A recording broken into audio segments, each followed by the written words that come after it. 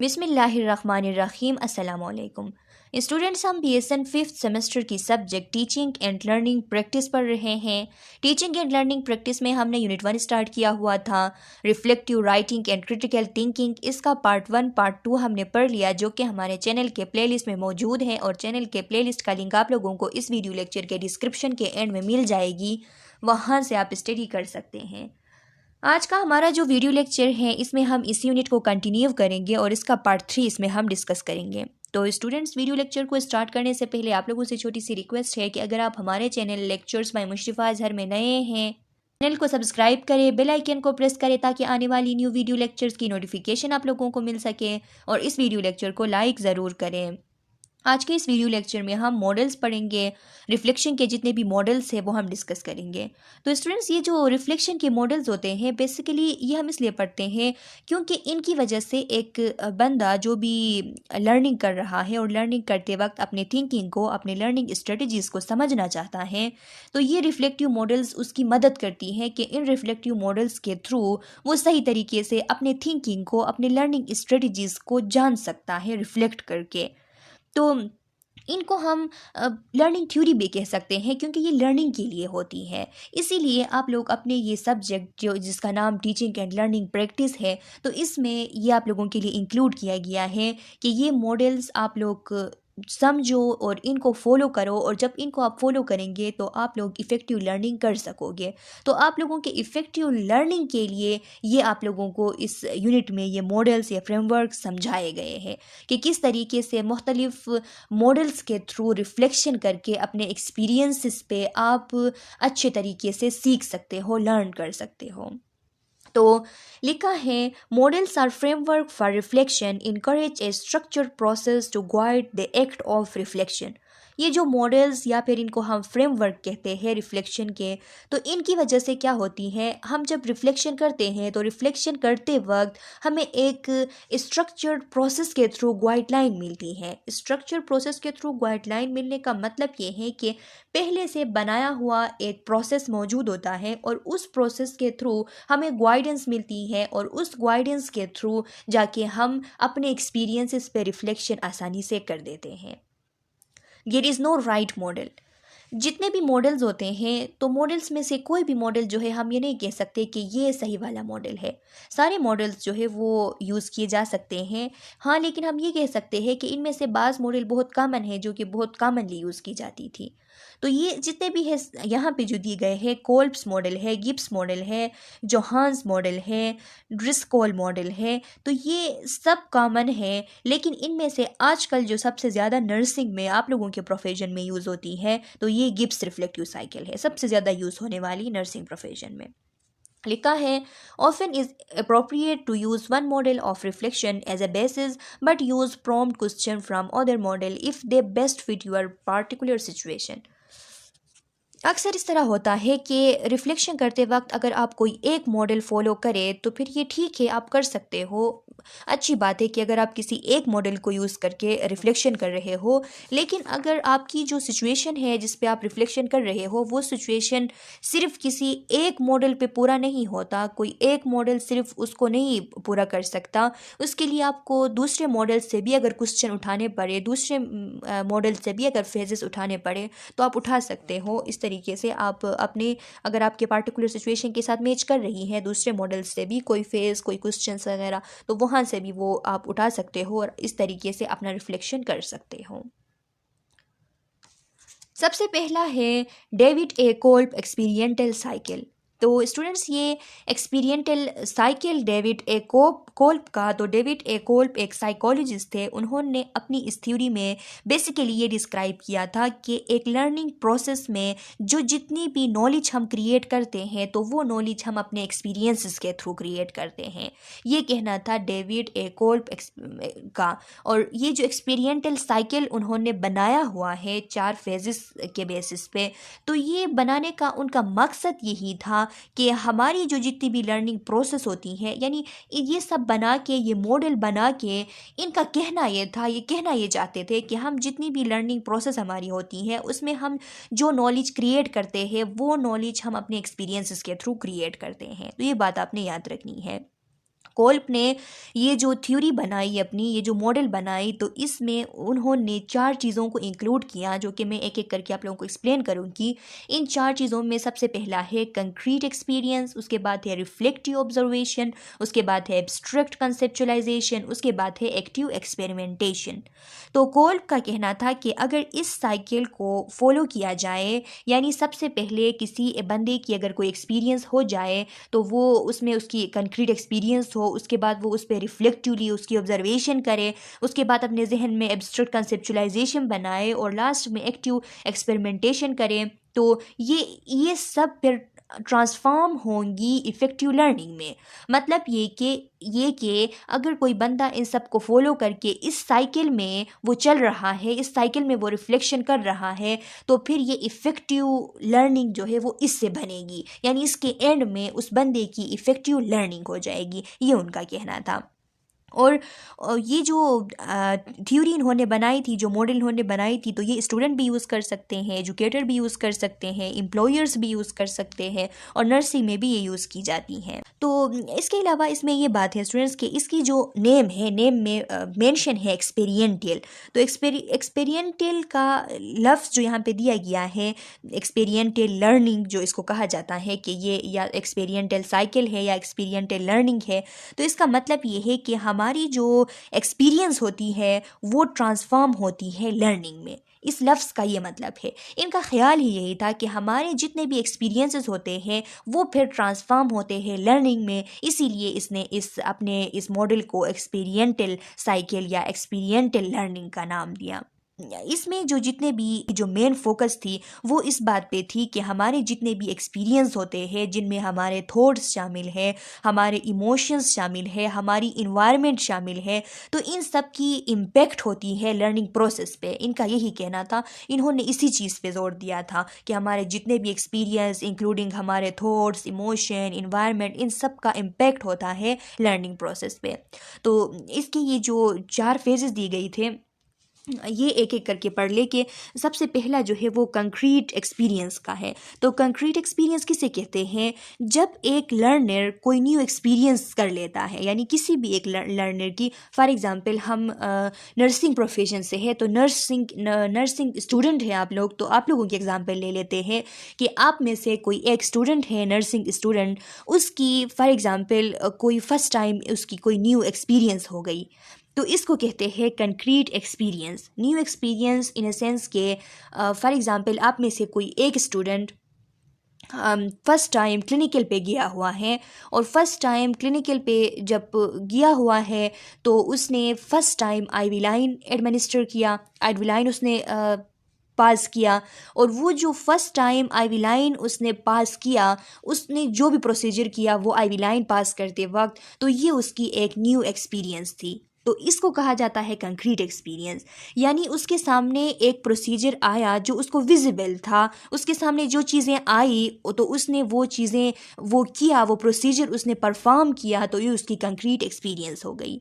अब concrete experience के बाद क्या होगा? रिफ्लेक्टिव ऑब्जर्वेशन होगा, यानी जब भी कभी इस लर्निंग प्रोसेस में हमारी कोई भी कंक्रीट एक्सपीरियंस हो जाती है, हमारे सामने कोई प्रोसीजर आता है और हम वो प्रोसीजर परफॉर्म करते हैं, तो उसके बाद हम ज़रूर रिफ्लेक्टिव ऑब्जर्वेशन करते हैं।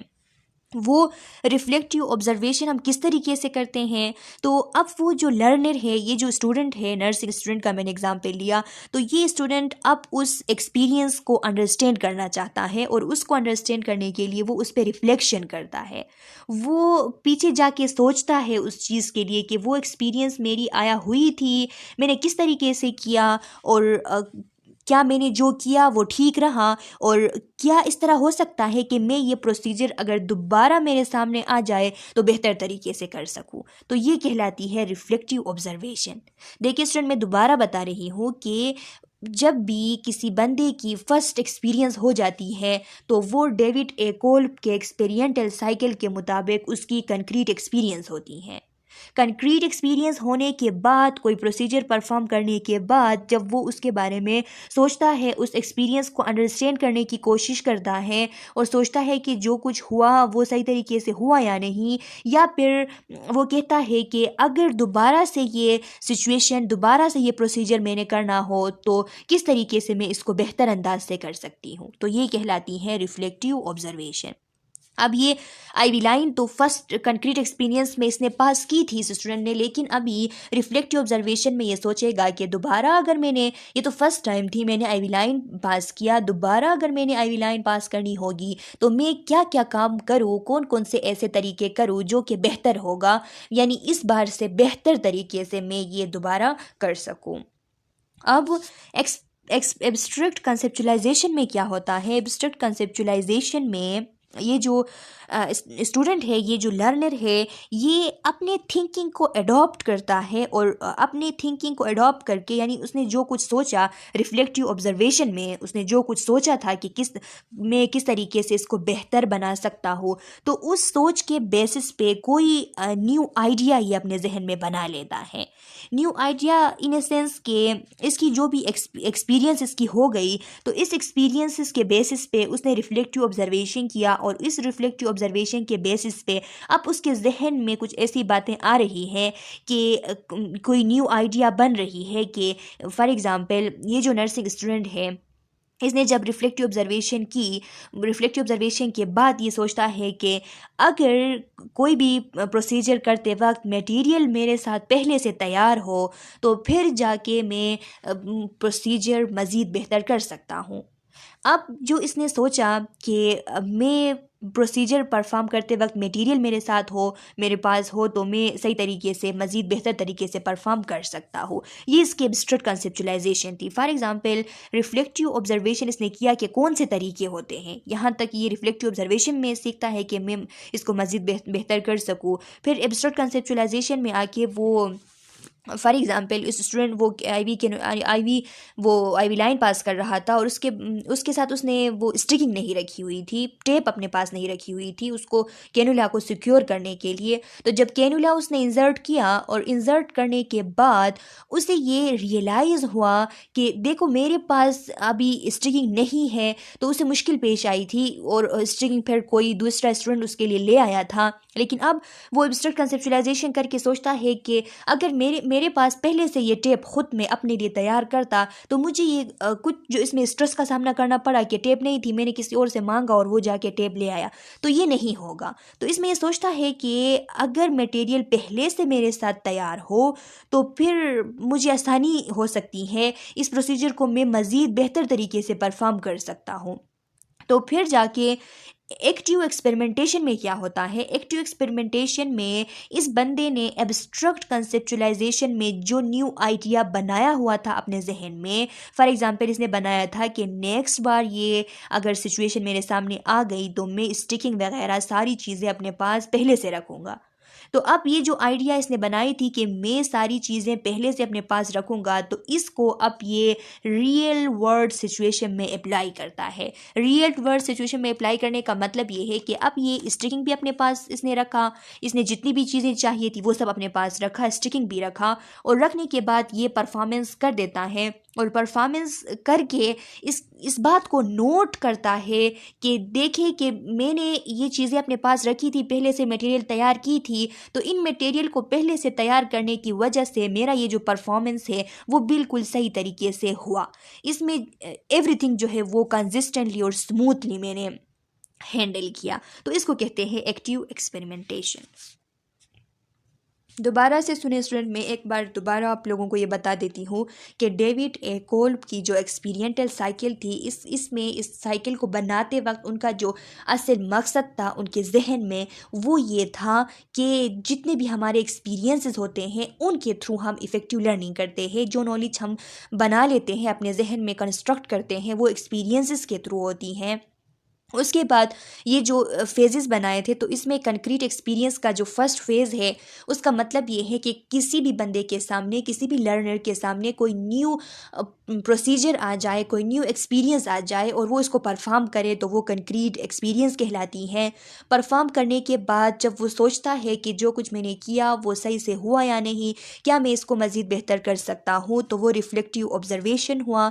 इसके बाद वो सोचता है कि अगर वहाँ पे कोई ऐसी सिचुएशन हुई है, फॉर एग्ज़ाम्पल कि वो स्टिकिंग नहीं थी, तो वो स्टिकिंग अगर मौजूद होगी, नेक्स्ट बार अगर ये सिचुएशन आया तो मैं सारी चीज़ें अपने पास रखूँगा। सारी चीज़ें जब अपने पास रखूँगा तो मुझे उस दौरान कोई मुश्किल नहीं आएगी। और ये आइडिया ये बना लेता है एब्स्ट्रैक्ट कंसेप्चुलाइजेशन में, और फिर ये एब्स्ट्रैक्ट कंसेप्चुलाइजेशन में जो आइडिया बना लेता है उसको परफॉर्म करता है एक्टिव एक्सपेरिमेंटेशन में।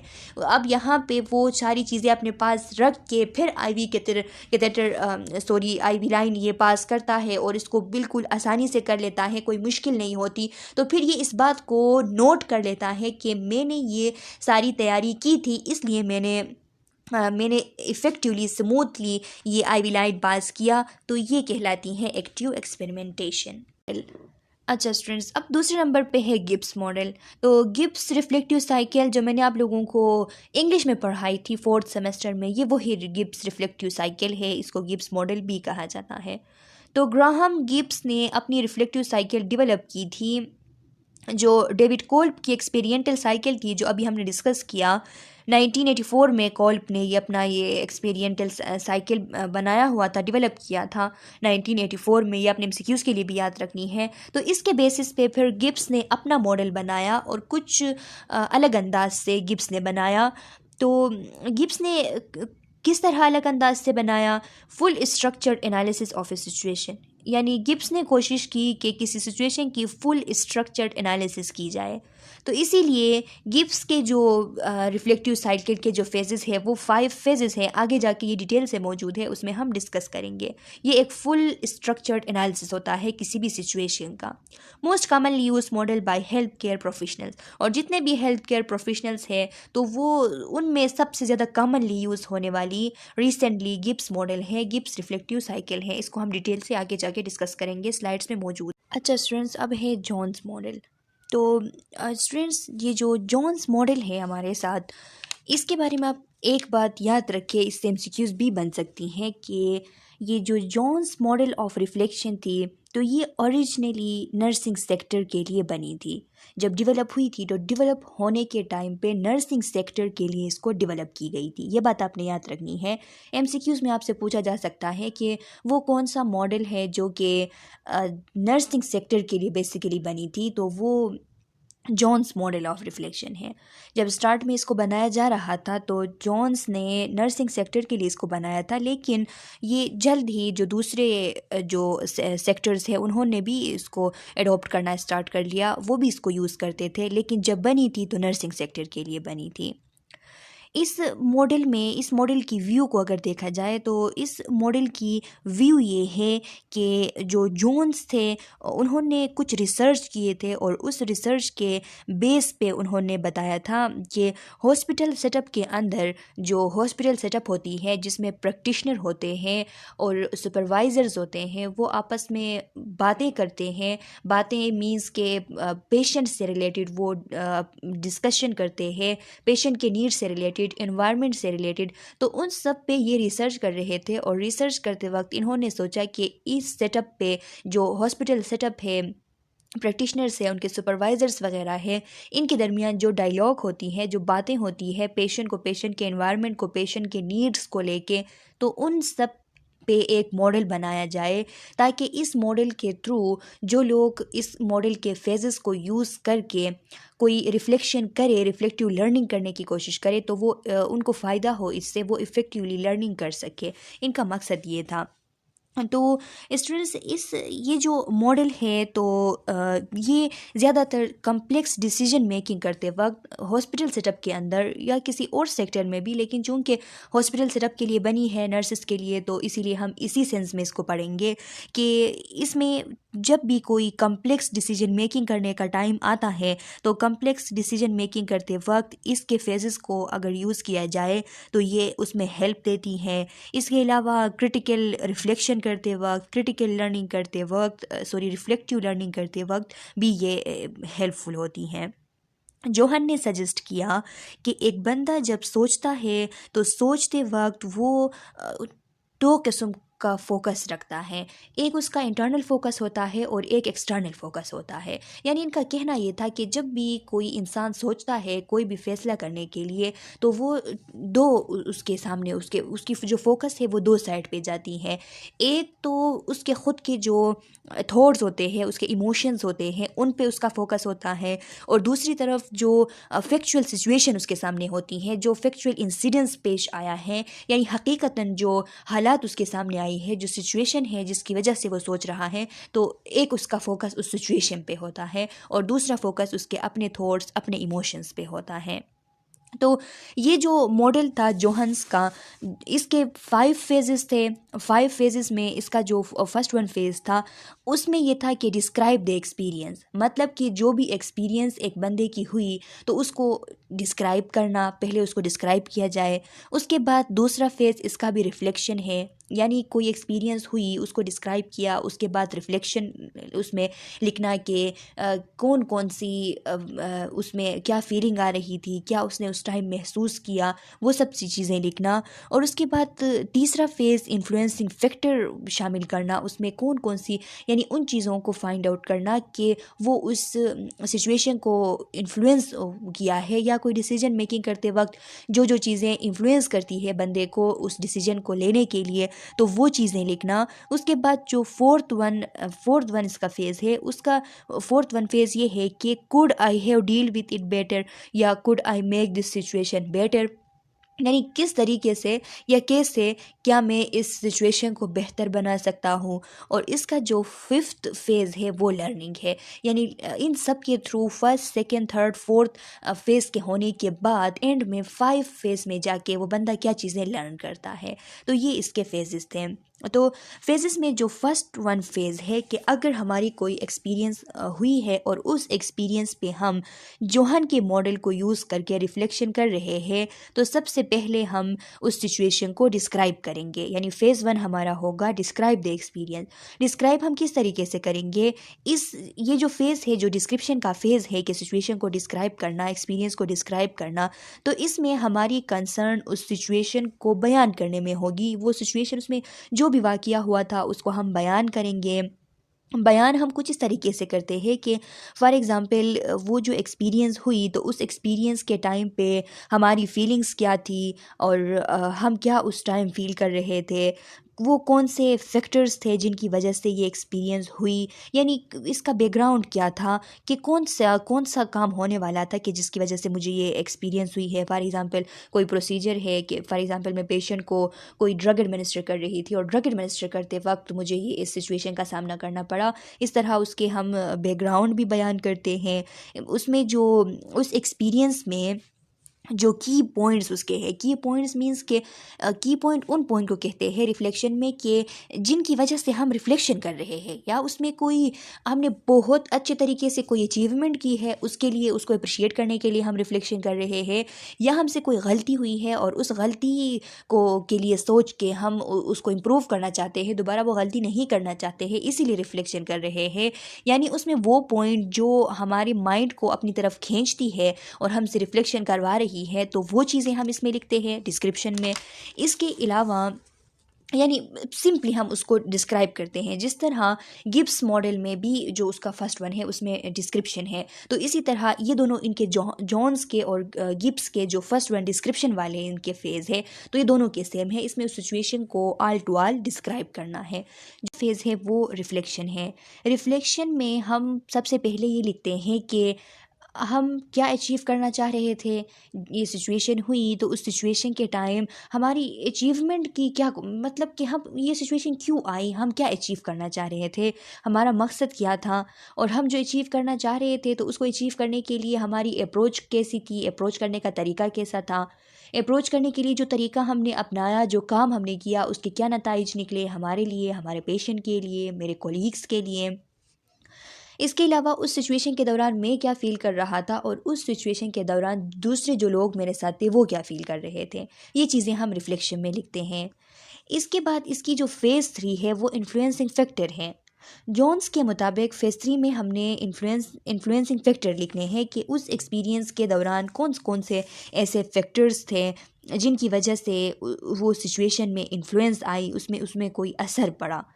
तो इसमें हम वो तमाम फैक्टर्स लिखते हैं कि जिन फैक्टर की वजह से हमारी जो डिसीजन मेकिंग थी उस पे कोई इन्फ्लुएंस आई। यानी अगर हमारे कोई एक्सटर्नल फैक्टर्स थे जिन्होंने मेरे जो डिसीजन मेकिंग है उसको इन्फ्लुएंस किया। एक्सटर्नल फैक्टर्स यानी जो इन्वायरमेंट में जो फैक्टर्स थे, यानी मेरे ख़ुद के अलावा जो फैक्टर्स थे वो कौन कौन से ऐसे फैक्टर्स थे जिन्होंने मुझे इन्फ्लुएंस किया। यानी कोई इथिक्स की बुक्स में मैंने कुछ पढ़ी थी जिसने मुझे इन्फ्लुएंस किया, कोई स्टैंडर्ड कुछ मैंने सुना था, हॉस्पिटल की पॉलिसीज़ थी जिन्होंने मुझे इन्फ्लुएंस किया।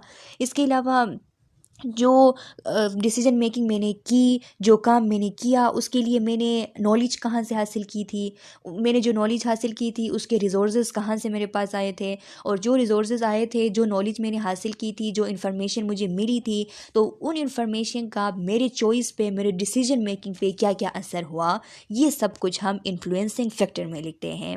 उसके बाद इसकी जो फोर्थ फेज़ है, तो फोर्थ फेज़ में हम लिखते हैं कि what could I have done better, यानी आगे अगर इस तरह का सिचुएशन आएगा तो मैं कैसे बेहतर तरीके से एक्ट करूँगा, वो चीज़ें हम फोर्थ फेज़ में लिखते हैं।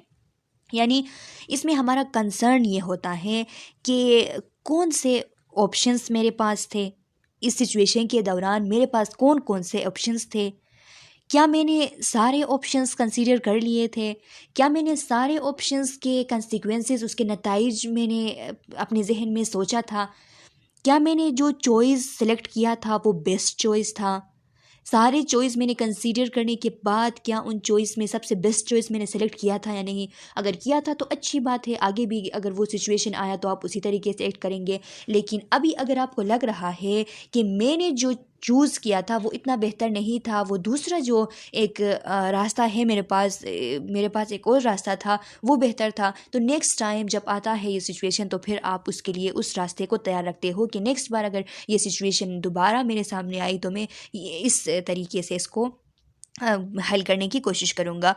और जो इसकी लास्ट फेज़ है वो फेज़ 5 है। फेज़ 5 इसमें लर्निंग कि बंदा जो है उसने अब क्या लर्न किया।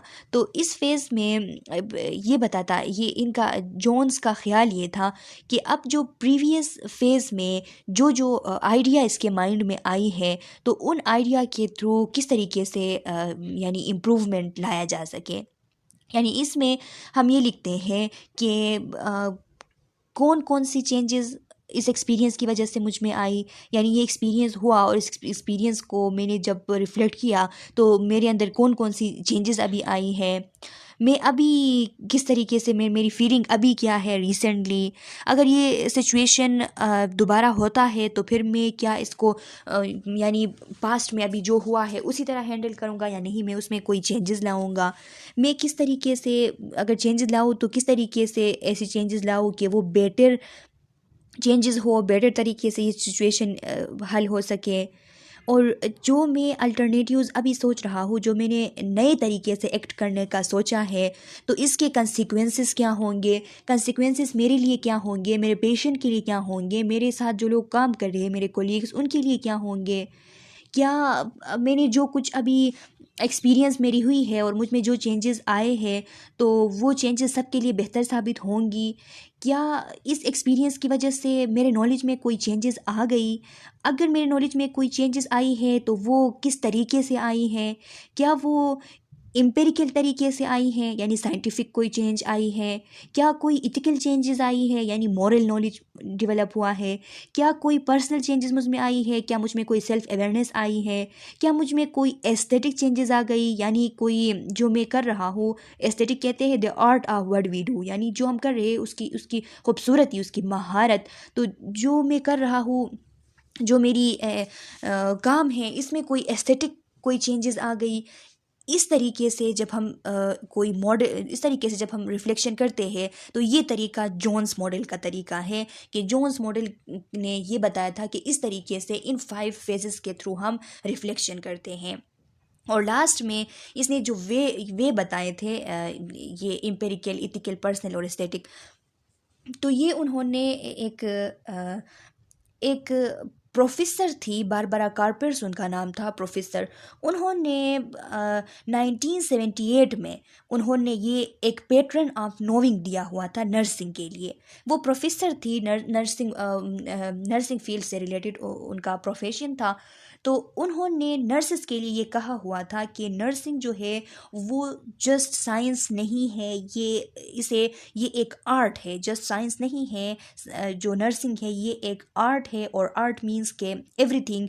तो नर्सेस को इस तरह होना चाहिए कि उनको ये समझना चाहिए कि उनमें यानी वो एम्पेरिकल, उनके जो जितने भी काम हैं तो वो अपने काम में एम्पेरिकल भी हो, एम्पेरिकल यानी साइंटिफिक नॉलेज भी उनके पास हो, वो इथिकल भी हो, वो पर्सनल भी हो यानी सेल्फ अवेयरनेस भी उनके पास हो, और एस्थेटिक भी हो, अपने काम जो भी वो करे उसमें महारत रखते हो, ब्यूटी से वो काम करे। तो ये उनका कहना था बारबरा कार्पर का। तो जोन्स ने, वो बारबरा कार्पर ने जो पैटर्न ऑफ नोइंग दिया हुआ था उसको यूज़ करके अपना ये मॉडल तैयार किया हुआ था। इसके मॉडल में लास्ट में जाके जो लर्निंग फेज़ है, तो इसमें उसने कहा हुआ है कि जो मेरी एक्सपीरियंस हुई है, क्या उस एक्सपीरियंस के बाद मुझ में चेंजेस आई हैं, और जो चेंजेस आई हैं क्या वो चेंजेस बारबरा कार्पर ने जो बताई थी कि नर्सिंग सिर्फ साइंस नहीं है, आर्ट में आर्ट है, आर्ट मीन्स कि एवरीथिंग। तो एवरीथिंग मीन्स कि ये जितने भी 4 पैटर्न ऑफ नोइंग है, तो ये क्या अभी मुझ में आए हैं या नहीं इस एक्सपीरियंस के थ्रू। तो ये इस तरीके से उन्होंने एक मॉडल तैयार किया हुआ था। इसमें लिखा है आप लोगों के स्लाइड में कि Christopher Jones designed his model for structured reflection through analyzing the dialogue between practitioner and their supervisor।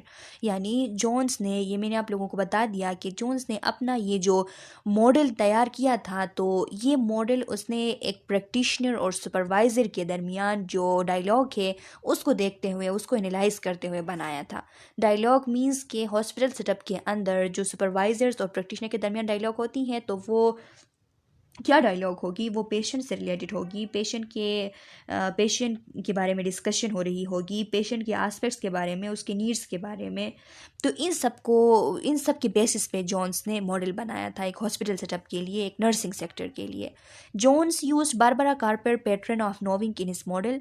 Jones ने, ये मैंने आप लोगों को बता दिया कि बारबरा कार्पर का जो पैटर्न ऑफ नोइंग था 1978 में उन्होंने ये मॉडल पैटर्न ऑफ नोइंग दिया हुआ था। तो इसको अपने मॉडल में यूज़ किया कि क्या एक्सपीरियंसेस के थ्रू उन पे रिफ्लेक्शन करके लास्ट में जाके अगर ये एस्थेटिक, पर्सनल, एथिक्स और एम्पेरिक चेंजेस आती हैं एक बंदे में, तो इसका मतलब ये है कि उसने रिफ्लेक्शन के थ्रू एक इफ़ेक्टिव लर्निंग कर लिया है। अच्छा स्टूडेंट्स, अब है डिस्क्रोल बाय बॉर्टन। ये भी एक मॉडल है, डिस्क्रोल बाय बॉर्टन। इसको डिस्क्रोल या फिर बॉर्टन मॉडल भी कहा जाता है। ये बेसिकली डेवलप किया था डिस्क्रोल ने। ये भी एक रिफ्लेक्टिव मॉडल है हेल्थ केयर प्रैक्टिशनर्स के लिए। कोइंसिडेंटली इस तरह हुआ कि बॉर्टन ने भी 1970 में यही सेम हेडिंग यूज़ किए हुए थे, तो इसीलिए इसको ये नेम मिला है कि डिस्क्रोल बॉर्टन मॉडल। तो ये लिखा है कि टेरी बॉर्टन ने 1970 पे ये 3 क्वेश्चन सिस्टम जो है वो उसने उस टाइम बताया हुआ था, और बाद में उसने, जो बॉर्टन थे उन्होंने इसको किसी एजुकेशन सेटिंग में इसको यूज़ किया था। लेकिन बाद में ये जो ड्रिस्कोल थे, इन्होंने ये हेल्थ केयर प्रैक्टिशनर्स के लिए एक रिफ्लेक्टिव मॉडल इसी सिस्टम पे, इन्हीं 3 चीज़ों को, word, so word, now word, इनको यूज़ करके इन्होंने किया। तो इसके यही 3 हिस्से हैं, word, so word and now word. This is a description of the event. यानी फर्स्ट वन आप डिस्क्रिप्शन करते हो उस इवेंट की, तो उसमें आप वर्ड यूज़ करते हो। वर्ड मीन्स के what is the purpose of return to this situation, कि आपका मकसद क्या है, आप क्यों इस सिचुएशन में दोबारा इसको रिफ्लेक्ट कर रहे हो, यानी रिटर्न इसमें इस सिचुएशन में क्यों हो रहे हो। पहले वो लिखेंगे, क्या हुआ था, व्हाट हैपेंड, वो लिखेंगे। What did other people do, who were involve in this, दूसरे लोगों ने क्या किया और कौन कौन इसमें इन्वॉल्व थे। What did I see I do, आपने खुद क्या किया, आपने क्या देखा। What was my reaction to it, मेरे रिएक्शंस क्या थे इसके लिए। तो ये जो वर्ड है फर्स्ट वन, इसमें ये सारी चीज़ें आपने लिखनी है। दूसरा जो सो वर्ड है उसमें आप क्या क्या लिखेंगे। What did I feel at the time of the event, उस इवेंट के टाइम पे मैं क्या महसूस कर रहा था। Is there any change in my feeling now, अब मेरी फीलिंग में कोई नई चेंजेस आई है या नहीं, वो लिखेंगे। Is there anyone who can help me to reflect on my practice, मेरे साथ कोई और भी है जो कि मेरी मदद कर सके इस प्रैक्टिस के लिए रिफ्लेक्शन करते वक्त। वर those feeling I had different from other people, जो मेरी फीलिंग्स थी उस टाइम वो दूसरे लोगों से मुख्तलिफ थी, दूसरे लोगों के फीलिंग्स क्या थे। ये सारी चीज़ें आपने 100 वर्ड के अंदर लिखनी है, यानी इसके दूसरे फेज़ के अंदर। जो इसका लास्ट फेज़ है, थर्ड फेज़, उसमें आपने कौन कौन सी चीज़ें लिखनी है। Are the implication for me and other in a clinical practice based on what I have described and analysed, यानी जो इम्प्लीकेशंस है, जो सजेशन है मेरे लिए और दूसरे लोगों के लिए क्लिनिकल प्रैक्टिस के दौरान, तो क्या वो यही है, यानी जो मैंने डिस्क्राइब किए हैं, मैंने एनालाइज किए हैं, क्या यही सजेशन है दूसरे लोगों के लिए भी, मेरे लिए भी, जो जितने भी मैंने एनालाइज किए हैं, जो जितने भी मेरी एक्सपीरियंस हुई, इसके बारे में आप लिखेंगे। Is the main learning that I take from reflecting on my practice in this way, क्या मैंने ये रिफ्लेक्टिंग के थ्रू अपने प्रैक्टिस पे रिफ्लेक्ट करके मैंने जो लर्निंग हासिल की है, तो क्या मुझे ऐसी ही लर्निंग हासिल करनी चाहिए। Help, do I need help to action the result of my reflection, जो मैंने रिजल्ट तैयार किया है अपने रिफ्लेक्शन का, तो उसमें किसी की हेल्प की तो मुझे ज़रूरत नहीं है। ये चीज़ें आपने उसमें शामिल करनी होंगी, आपने इन चीज़ों के बारे में सोचना होगा लास्ट जो फेज़ है इसमें लिखने के लिए। Now what aspect should be tackled first, अब कौन से ऐसे आस्पेक्ट है जिनको पहले पूरा किया जाए, जिनके साथ निमटा जाए, वो आप लिखेंगे। How I can modify my practice if a similar situation area arise again, अगर कोई ऐसी सिचुएशन दोबारा मेरे सामने आ जाती है तो मैं कैसे अपने प्रैक्टिस को मॉडिफाई करूँगा। How will I notice that I am any different in clinical practice, मैं कैसे ये नोटिस करूँगा कि मैं कुछ अलग हूँ क्लिनिकल प्रैक्टिस में, यानी जो कुछ मैंने किया है, तो वो अगर आपने कोई बेहतर काम किया है, अप्रिशिएशन वाला किया है, तो आप उस सेंस में बेहतर हो दूसरों से कि आपने इस तरह अप्रिशिएशन वाला काम किया। अगर आपसे गलती है तो आप ये जान लेते हो कि मुझ में ये कमी है, और इन सेंस किसी भी सेंस में आप में जो कमी है वो आप निकाल लेते हो और कहते हो कि इस कमी की वजह से मैंने दूसरे लोगों से अलग तरीके का प्रैक्टिस किया। अच्छा स्टूडेंट्स, तो ये मॉडल्स कंप्लीट हो चुकी हैं। डेविड ए कोल्ब्स की मॉडल हमने पढ़ ली, गिब्स मॉडल हमने पढ़ ली, जॉन्स मॉडल हमने पढ़ ली, और ड्रिस्कोल मॉडल्स हमने पढ़ ली। इस वीडियो लेक्चर के लिए इतना काफ़ी है। नेक्स्ट वीडियो लेक्चर में हम लेयर्स ऑफ रिफ्लेक्शन पढ़ेंगे, और नेक्स्ट वीडियो लेक्चर के साथ ये यूनिट कंप्लीट हो जाएगी। इसमें अगर आप लोगों के क्वेश्चंस है, कन्फ्यूजन्स कोई है, तो कमेंट सेक्शन में अपना क्वेश्चन, अपना कन्फ्यूजन डाल ले। मैं नेक्स्ट वीडियो लेक्चर में जब आप लोगों को लास्ट पार्ट पढ़ाऊँगी तो आप लोगों के क्वेश्चन का आंसर करूँगी। तब तक के लिए अल्लाह हाफिज़।